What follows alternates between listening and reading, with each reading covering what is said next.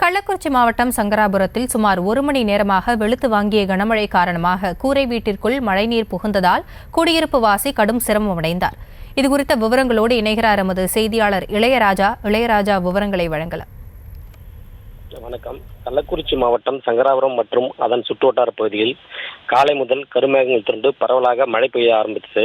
இதனால் சங்கராபுரம், வடசிறுவலூர், செம்பராம்பட்டு, பூட்டை, சோழம்பட்டு, சேஷாந்திரம் உள்ளிட்ட பல்வேறு கிராமங்களில் சுமார் 1 மணி நேரத்திற்கு மேலாக பரவலாக மழை பெய்தது. இதனால் நெடுமானூர் கிராமத்தில் உள்ள ராஜக்கண்ணு என்பவர் கூரை வீட்டில் மழைநீர் புகுந்ததால் வீட்டில் இருந்த உணவுப் பொருட்கள், வீட்டு உபயோகப் பொருட்கள் மழையில் நனைந்து முற்றிலும் வீணாகி உள்ளது. இதனால் குடியிருப்பு வாசி கடும் அவதி அடைந்துள்ளார்.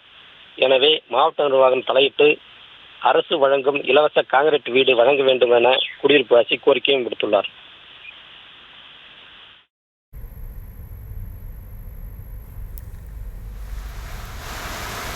விவரங்களுக்கு நன்றி இளையராஜா.